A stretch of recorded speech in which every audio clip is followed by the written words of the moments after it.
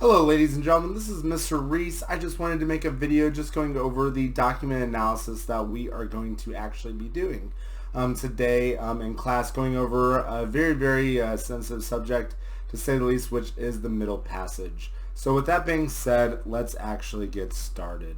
Now, when it comes to the middle passage, there's a bunch of things that we're going to be answering, but the one big essential question that we're going to be answering is, how did people experience middle passage in the first place? So that's what we're going to be spending a little bit of time on. Now, on top of that, you guys do have this graphic organizer to go with what we're going to do and what we're going to write about. Now, when it comes to this, there's a bunch of different things that are going to be provided to you, including these documents. Now, when it comes to these documents, if you click on this, you're going to actually get to these. Okay, so these are all the documents that we are going to be spending time on today. And when you spend some time on it, all right, I really want you guys to read this, okay? When I mean read, I mean like read to understand. We have vocabulary lists down here for any words that could be like troublesome to say the least. So make sure that you are taking advantage of this. So before we begin though, I do want to go over a couple of background information or background contextualization. Now, when it comes to this, I do have this image of Hernan Cortez that started this colonization of America and what we've been talking about. The first thing that we're going to be talking about is the fact that they tried using the native people of the Americas to actually be their labor system. But the problem is that a lot of them either died from diseases or they ran away from the labor systems, and the Europeans didn't know the land while the natives did. Alright, so when it comes to this, the big thing I want you to understand though is the fact that diseases wiped out a bunch. Alright, we talked about Hernan Cortez using guns, germs, and steel to actually kill those people, and it still is going on in this time period. Okay, so these diseases were brought over by the Europeans. We're talking about things like smallpox and cholera and different other diseases that could possibly really be harmful to people that are not immune to them or, usually not exposed to them. So the thing is, they had to find another source of labor to actually work these plantations in America. Now, what they found is that the Portuguese actually had most of Africa in this Treaty of Tordesillas that the Spanish actually used. Now, this whole thing about Africa led to the Atlantic slave trade and actually, kidnapping the people of Africa to actually sit there and be taken away from them. All right, so moving on a little bit about the Atlantic slave trade. So a couple of stats for you here. The first one being from the 325 years that we see this, 12.5 million Africans were actually shipped to this new world. Notice how I said they were just shipped to it. Doesn't mean that they actually landed there, because what we find out is that approximately 10.7 million actually survived the trip and actually made it to the United States. Or not the United States, that's the point, I'm sorry, the Americas. Now, where did they die? In the Atlantic, obviously. So we'll talk about a couple of reasons why they actually died in the Atlantic, but that's going to be a little bit later. Now, moving on, what a lot of people don't realize is that only 388,000 out of that 10.7 million people actually were in the modern day United States. Most of these slaves were taken into Central and South America because of the resources that we're going to see there in a little bit. Moving on even more, the Portuguese and the Spanish are not the only ones now that are actually doing this whole Columbian exchange and the Atlantic slave trade. Okay, we see the British, Spanish, or not British and Spanish, British, French, and Dutch that are going to join in as well. All right, so to give you kind of an idea of what this trading system looked like, all right, we had raw goods from the United States actually taken over to Europe, where in Europe they are going to sit there and they are going to be manufactured. They're going to actually be made into different things. Okay, and so those manufactured goods are then going to go to the west coast of Africa, where many African kingdoms have people that they are going to sell to the Europeans. And when they sold this to the Europeans, they actually ended up taking these slaves across the Atlantic in something that we are going to call the Middle Passage. Okay, and so when these people land in the Americas, they are going to end up being slaves on these plantations, getting raw goods to be able to send to Europe, and that's where we get this whole idea of trade. Now, this is where we get the idea of triangular trading, because we do get, you know, the triangle shape that we see here. So moving on a little bit more, we are going to answer through a bunch of primary and secondary resources that is going to answer how did people actually experience the Middle Passage. So this leads us to the first document, which is this. So what I want you to do now is that I want you to go to your graphic organizer and also the documents. Again, you can find the documents here in this hyperlink. But moving on past this, we're going to answer 3 different things. All right, we're going to do some close reading where we talked about how people experience this Middle Passage, 2 or 3 ways people actually did this. All right, and we're also going to corroborate, or just like take accounts and, you know, put them up against each other and see what the story actually is. All right, and then we have reliability. Do we actually trust this source is what we're going to answer there. Now, let's move on to the actual document. And this is the first document that we see. First thing that we will look at is the source. Now, when it comes to the source, this is History for Grade 10, Volume 2, published in Portugal in 1994. I also put the source right here in a little bit bigger text. Okay, so we do get this. Now, this italicized part that we see here, okay, this italicized part is what we're going to be calling the contextualization, or the background information that is needed to be known to actually understand what we're going to be reading.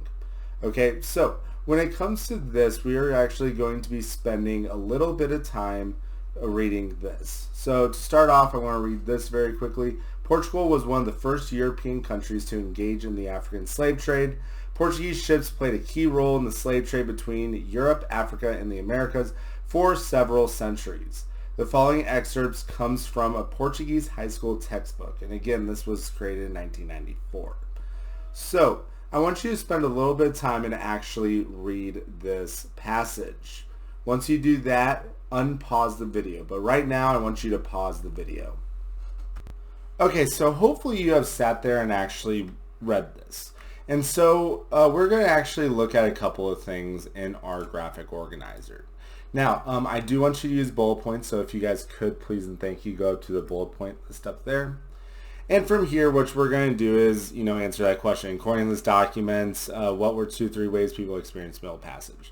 First thing we have to answer is, who were the people that experienced the Middle Passage? And if you do have this, this is where we get the Europeans and Africans experiencing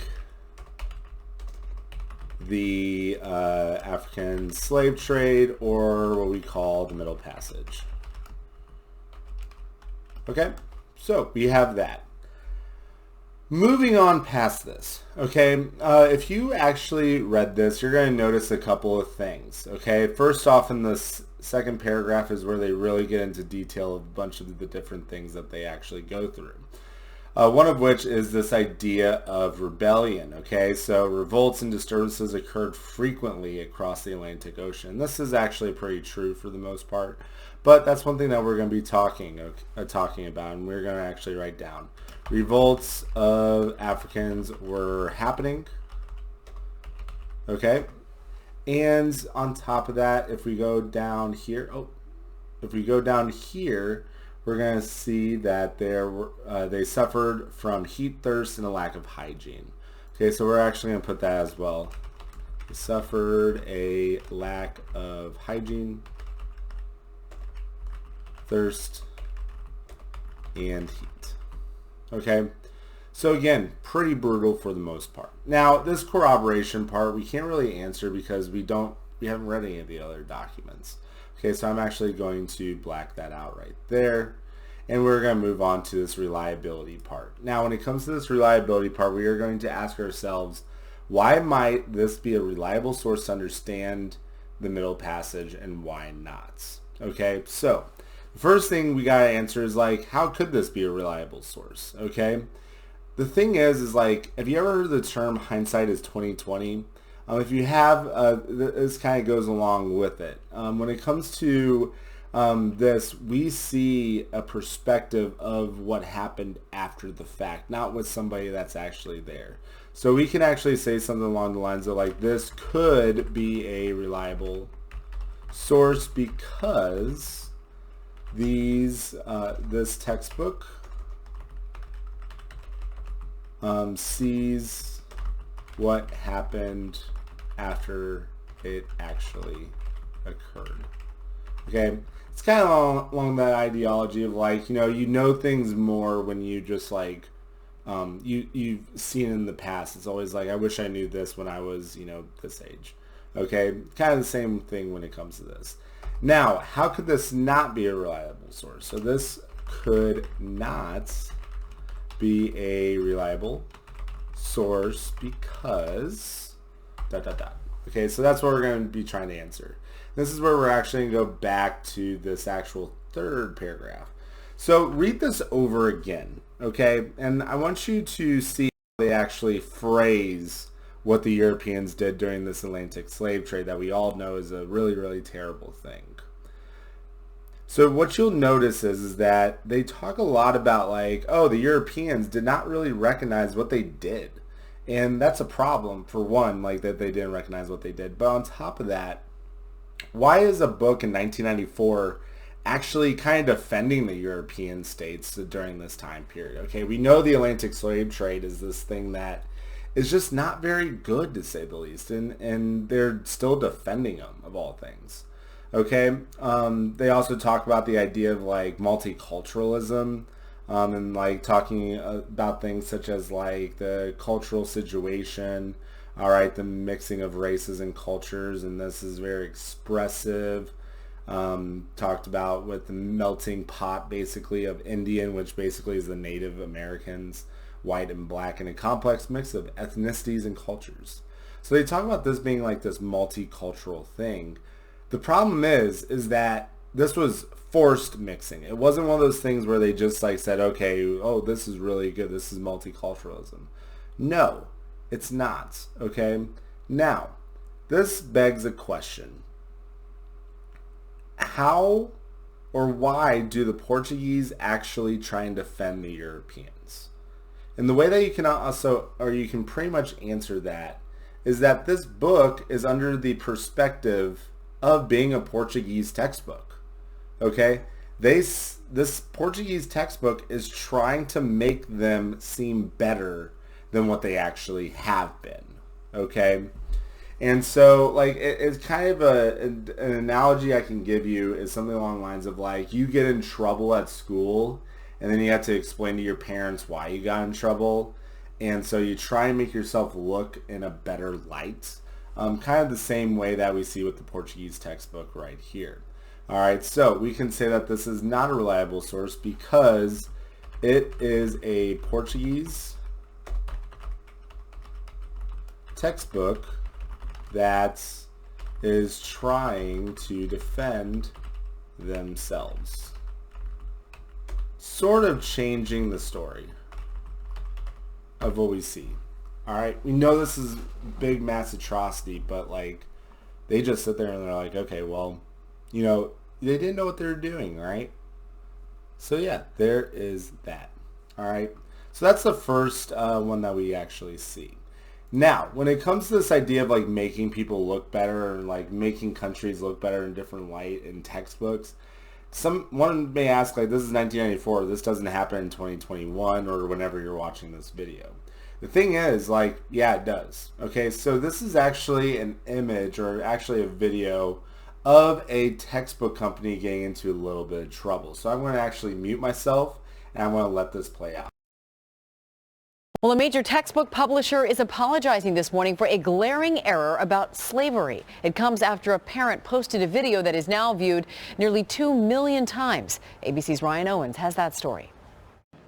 Too many teenagers don't pay close attention to what's in their textbooks. Texas high school freshman Kobe Burren is not one of those students. It had Africans and African Americans as workers, implying pay as if we had come here willingly and were paid to do our job. His eagle eye spotting this caption on a map in his world geography textbook that refers to slaves as workers. He immediately shared it with his mom, who used to be a teacher and is now getting her PhD, specializing in educational curriculum. She posted this video on Facebook showing how the book includes slavery in a section about U.S. immigration patterns. Immigrants. Yeah, that word matters. Her video went viral and got the attention of publishing giant McGraw-Hill. They issued an online apology, are changing the digital version of the book, and have offered to alter or replace any of the more than 100,000 textbooks now in print. History rewritten and corrected by an attentive freshman and his persistent mother. For Good Morning America, Ryan Owens, ABC News, Dallas. All right, so yes, this does still happen today. The changing of the stories just a little bit to make someone seem like in a better light. Okay, now you may be like, McGraw-Hill, is that like a textbook company that is seen throughout the United States? We actually use McGraw-Hill as our world history textbook, and that's that.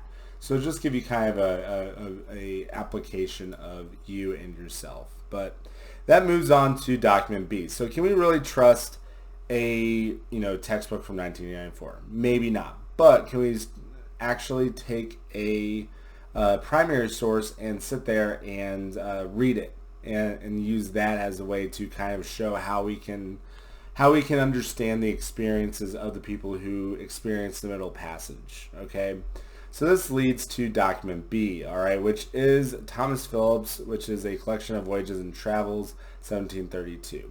So again, the italicized part is the contextualization or the background information that we need to know. So let's talk about Captain Thomas Phillips, who transported slaves from Africa to Barbados on the ship Hannibal in 1693. The ship left the African island of Sao Tome on August 25th and arrived in Barbados on November 4th. The Royal African Company of London funded the trip.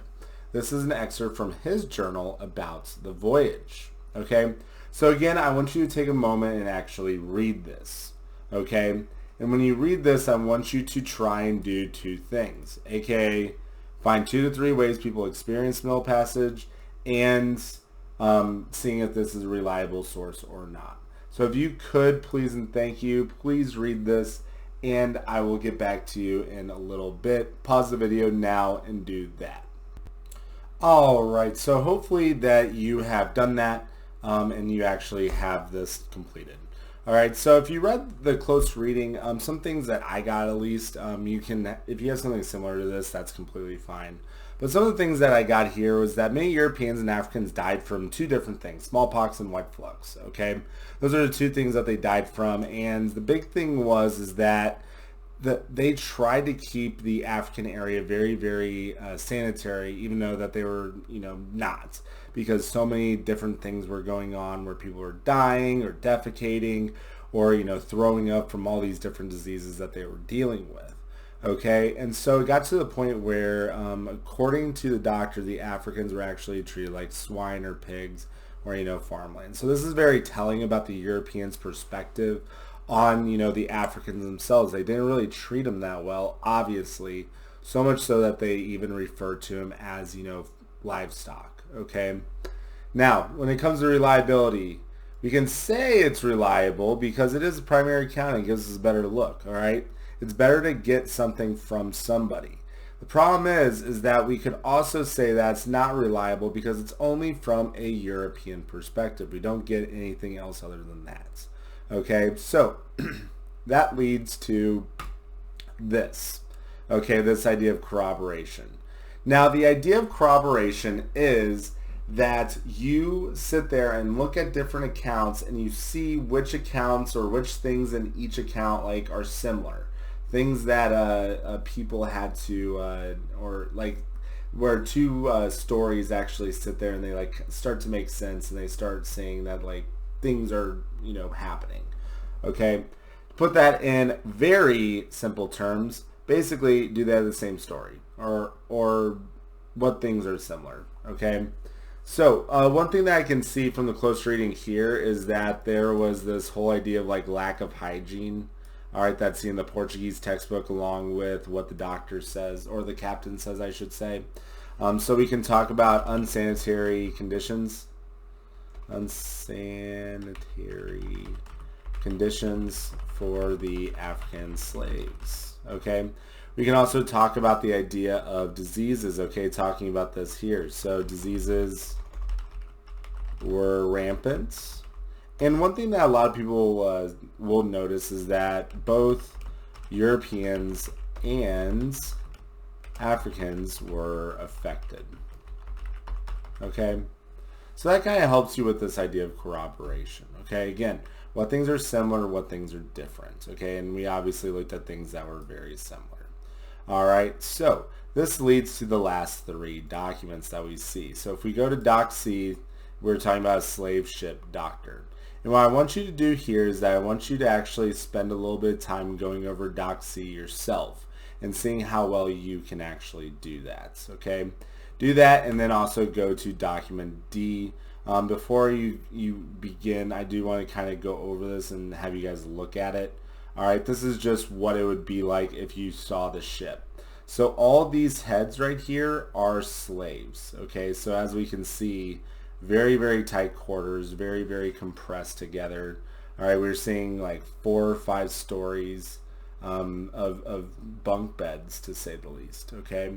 So to give you kind of an idea about that, one thing I would hint at is to read everything that you can. All right, and then document E we will actually read together.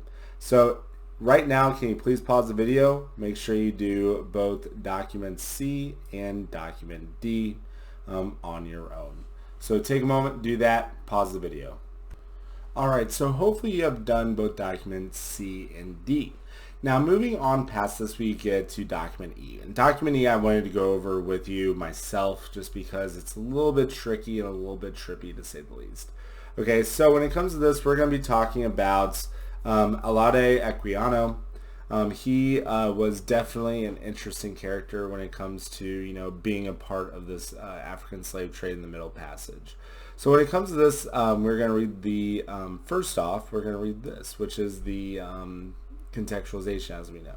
So Alade Equiano was born in West Africa. As a young boy, he was kidnapped by an African tribe and sold into European slave traders, who took him to Virginia. He eventually purchased his freedom and moved to England, where he became active in the abolition movement. Abolition movement is like, you know, freeing of slaves. He later wrote an autobiography describing his experiences as a slave. Recently, an historian located evidence indicating that Equiano was actually born in South Carolina. However, the other historians maintain that there is strong evidence corroborating Equiano's account. Moreover, this is one of the only accounts of the Middle Passage from the perspective of a slave. These are excerpts from Equiano's autobiography. So, we have this whole idea of like this guy that could be from West Africa, but not. All right, he could be from South Africa. So it's one of those things that's a little bit trippy, to say the least.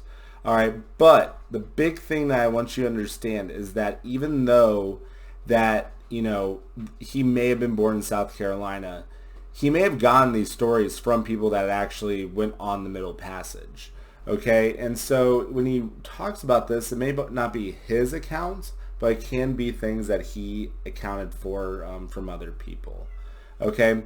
So when it comes to this, take a moment and read this very, very quickly. All right, we're going to be talking about this in a little bit. Okay, so pause the video now.